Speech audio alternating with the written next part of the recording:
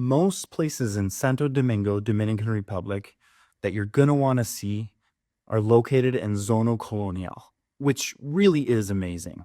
But there are two places in East Santo Domingo that you definitely want to visit, even though that part of the city is seemingly so dangerous that the police won't even let you walk around in it. One of these places is probably one of the most unique man-made pieces of architecture I've ever seen, and the other, a stunningly beautiful natural landscape. Just make sure you take a taxi there.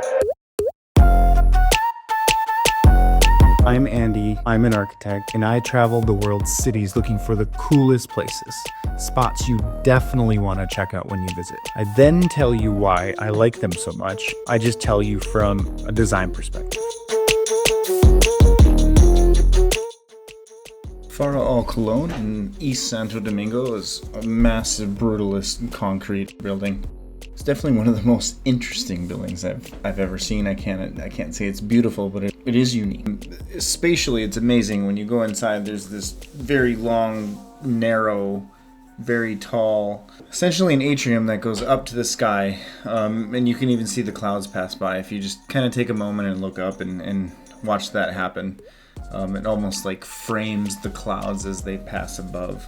The building itself is shaped like a giant cross. Voids down the center of each piece of the cross was the terminating vista, the way the building sits on the site with no relation to its surrounding neighborhood. A vista shooting across the river through the Plaza de Hispanidad and ultimately terminating at the Cupola National Palace. That was not by accident. So as I mentioned before, you will want to take a taxi to East Santo Domingo to check out these two places. Quick story. When I left Faro al Colon, I essentially wanted to go down the block because I had passed a fried chicken place, a pico pollo place, and I just wanted to go get some food before heading out. And as I was walking away from the building, one of the tourist police yelled to me and stopped me. She came over. And she didn't speak English. We used a Google Translate app. And she essentially told me that we cannot walk down that street. And I said, why? Why would we not be able to walk down the street? And through the app, she basically explained that walking down that particular street will probably have a motorcyclist come by and actually grab our bag and swipe it and drive off. Which is essentially just direct robbery. Now, that scared the crap out of me. Initially, I was actually quite upset with her because I felt like, why do you tell me what to do? And why would it be an issue? But then it quickly dawned on me that I should probably listen to this person. So I called an Uber and went from there. Pickpocketing can happen anywhere you go in the world, but robbery really scares me. One interesting thing about Santo Domingo is the tourist police. Now, they put tourist police on the street in certain areas.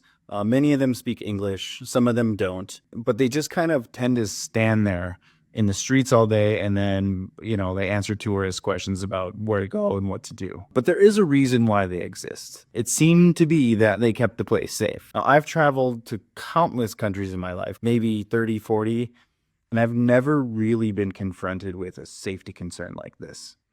I have then since researched more online, and based on many of people's opinions, you just need to be smart. Like, just don't walk through certain neighborhoods at night. Don't flash expensive jewelry. Put your phone in your pocket. Don't walk around with it in your hand. In all honesty, Santo Domingo is probably no less safe than, say, LA, New York, or any major city in the US for that matter. You just got to be smart on how you travel and what places you go in the DR. But the DR generally is pretty safe. So when looking at a map, right here in the center is Zona Colonial, and then reaching all the way up to the northwest corner, which is a neighborhood called Piantini, and everything in between seems to be generally safe. Over here, East Santo Domingo is the area that's a little bit more suspect. Tres Ojos is a natural cave very close to Faro al Colon, and it's definitely worth a visit. It is pretty touristy, so it can get busy. What I find most interesting about caves is the natural environment's ability to create space. If you're standing in a cave, if you think about it, it rises above in an organic way that essentially blends together what we would typically call in the built environment walls and ceilings, so you don't really know where the walls end and the ceilings begin. Same with the floor, to be honest. This isn't always the case, but this is a really good spatial experience. And of course, I had to take the GoPro for a dunk. If you like cities that tell a story, consider subscribing. Many more videos like this to come.